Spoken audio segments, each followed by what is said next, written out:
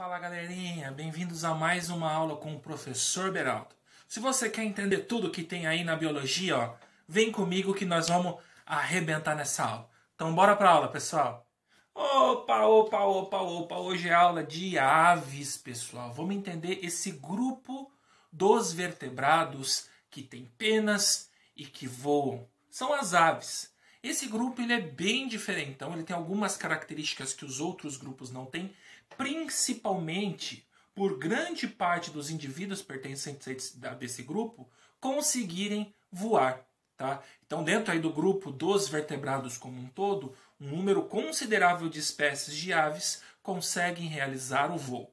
Para a gente saber um pouco melhor, tintim por tintim, tudo o que precisa saber sobre o grupo das aves, vem comigo, vamos dar uma olhadinha nos slides aqui para vocês conseguirem se aprofundar. Bora lá, pessoal!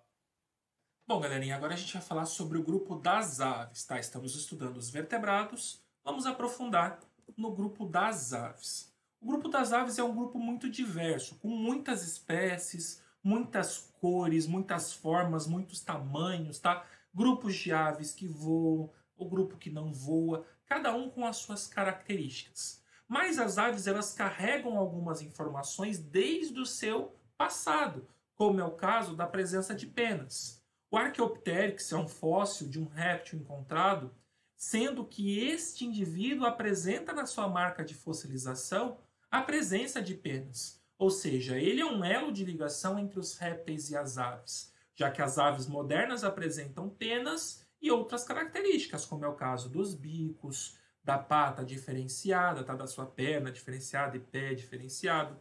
Tudo isso dentro da característica das aves. Mas, o que as aves têm de diferente dos outros indivíduos? Vamos estudar aí quais são as características gerais e específicas do grupo das aves. Primeiro, muita variedade, tá? Encontradas em diversas regiões do planeta, tá? E é o único grupo de seres vivos com corpo coberto por penas.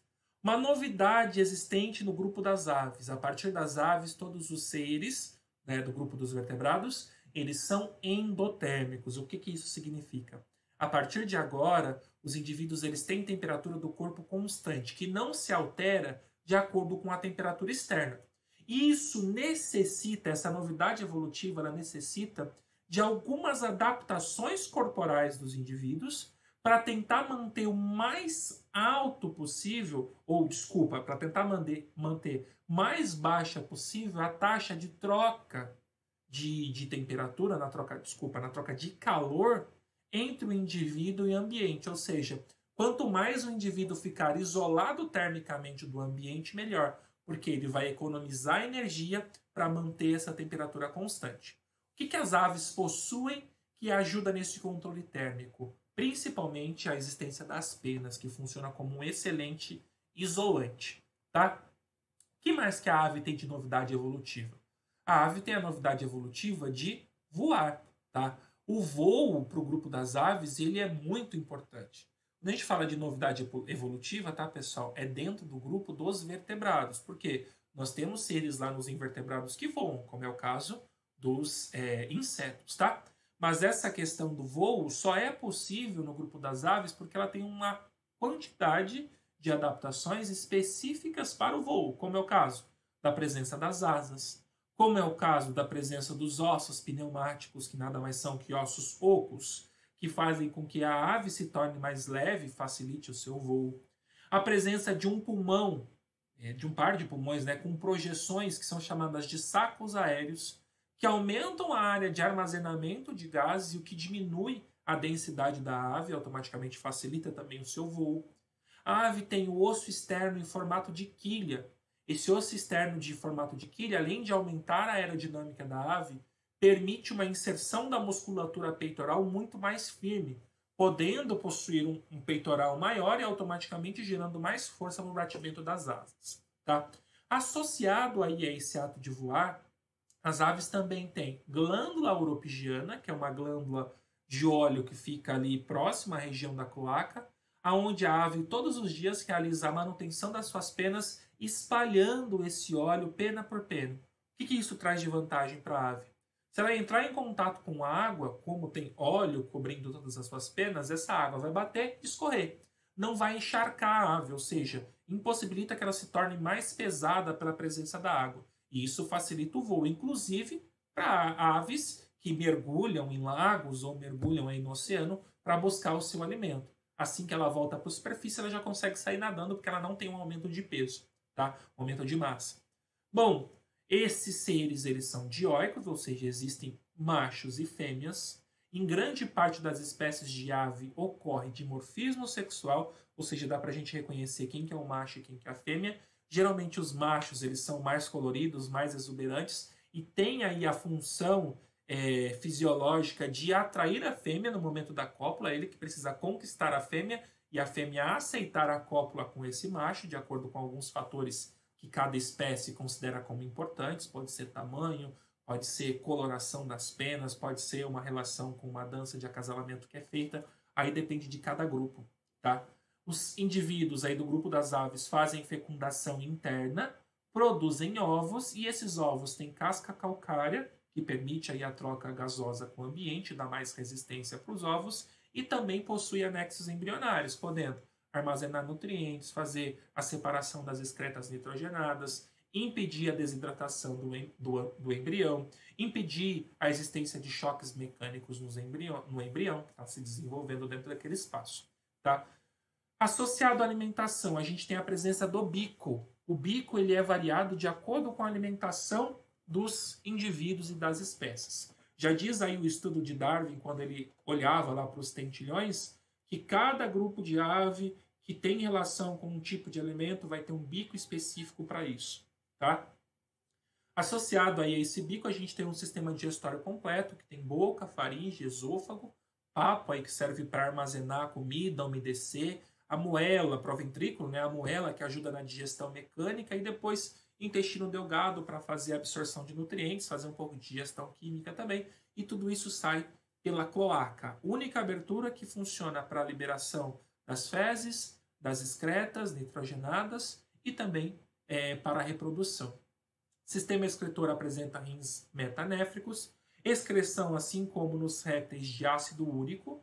Aqui nas aves tem uma função muito importante para evitar a necessidade de ter muita água dentro do corpo, que traria um aumento de peso, um aumento de massa para as aves, e aí automaticamente ela dificultaria o voo. Tá?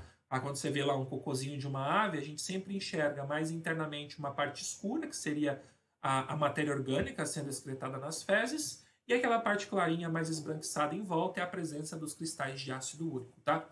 Coração com circulação fechada, tá? 4 cavidades, 2 átrios e 2 ventrículos, sem mistura de sangue algum, agora não tem nenhuma mistura, tá? E como eu disse, são seres endotérmicos, ou seja, eles mantêm a temperatura corporal constante.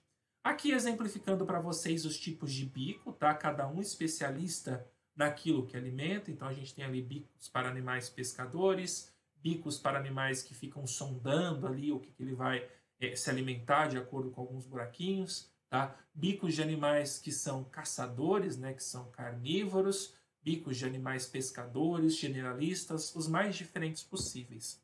As penas também têm diferença, desde posicionamento das penas, tamanho das penas, função das penas, adequação das penas para o ambiente onde aqueles indivíduos vivem, tá? Para ajudar na camuflagem e tudo mais, ou então a exuberância das penas para facilitar a atração da fêmea dentro da espécie.